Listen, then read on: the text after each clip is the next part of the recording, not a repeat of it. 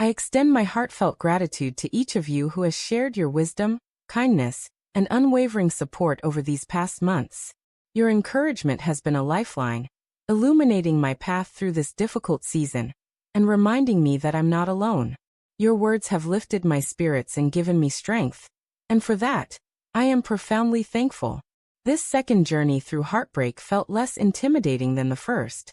I find myself opening up again, though sharing my story has never come naturally to me. I've walked this road before, pouring effort into mending things without recognition. Countless dollars spent on therapy, years of dedication, and yet here I stand again. Over the past year, the threads of our relationship began to fray. By the time early summer arrived, the warmth we once shared had cooled significantly.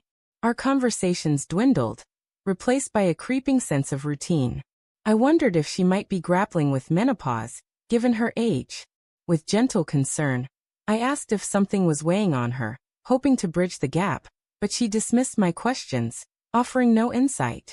The affection we once had faded starkly. We managed to coexist amicably enough, but the physical connection I treasured, warm back massages, tender hugs, soft kisses, clasped hands, or even a light touch on my leg, vanished entirely.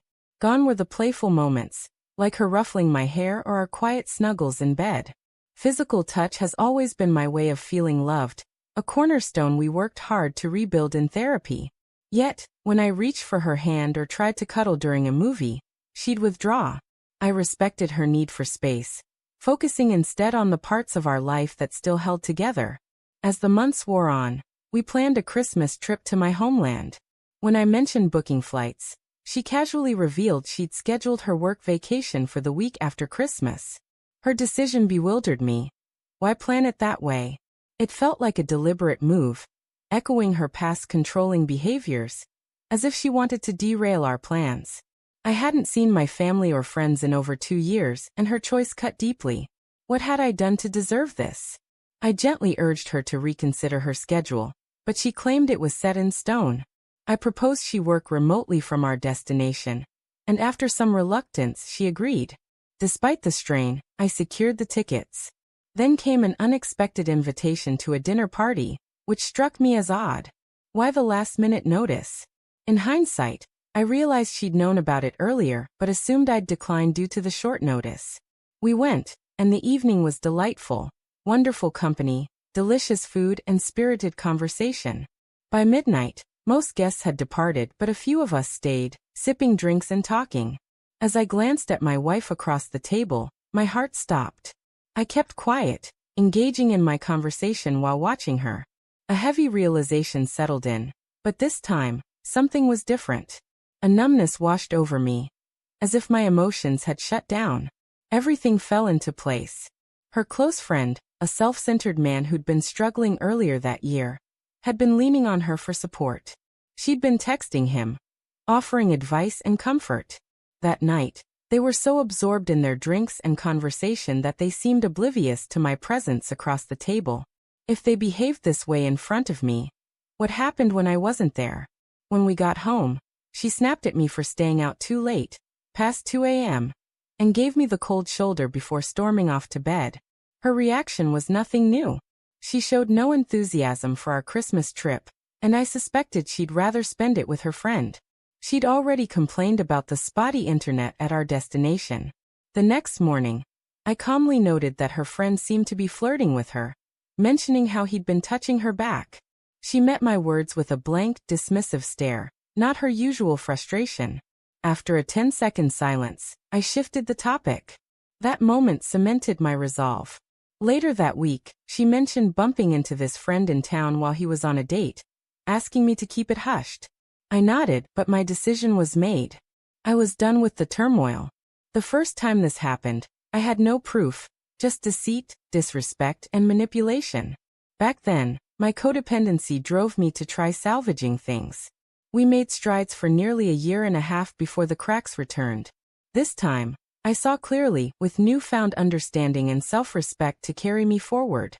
I wasn't angry, just relieved. Relieved that my instincts were sharp, that I wasn't as shattered as I'd feared, and that I wasn't the unlovable, untrustworthy person she'd painted me to be. Her lack of empathy was now undeniable.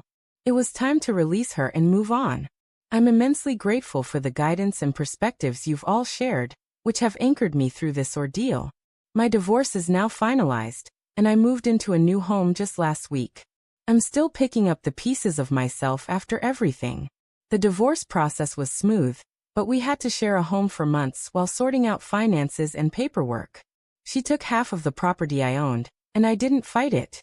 That place was my dream, but I lacked the strength to contest it. I'd stopped caring about saving our relationship. We slipped back into old habits, watching familiar shows, eating together, talking about our days, as if nothing had changed. Yet her biting comments persisted, mocking me over small things, even in casual moments. They no longer stung. They only reinforced that I was making the right choice. I reached out to my in-laws, expressing sorrow for how things ended and gratitude for the years we shared as family. They didn't know the full story but were remarkably supportive, insisting we'd remain in contact despite the divorce. Our mutual friends, whom I thought might choose sides, stayed neutral and have been an incredible source of solace. When I went back to collect my final belongings and hand over the keys, she barely acknowledged me. She likely got the better end of the financial deal, but I'm at peace with what I kept, most of what truly mattered to me. I took a few days off work to reflect and plan my next steps carefully, which was a wise move.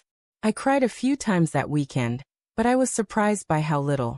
Loneliness is starting to settle in, but I'm not ready to date or jump into anything new. I need time to rebuild myself and address my vulnerabilities.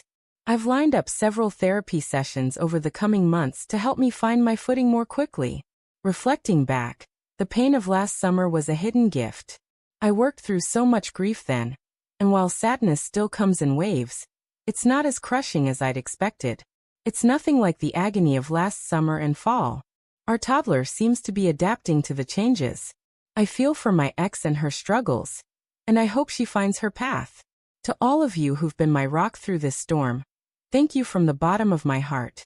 Your support has been my guiding light, and I'm endlessly grateful for your presence on this journey.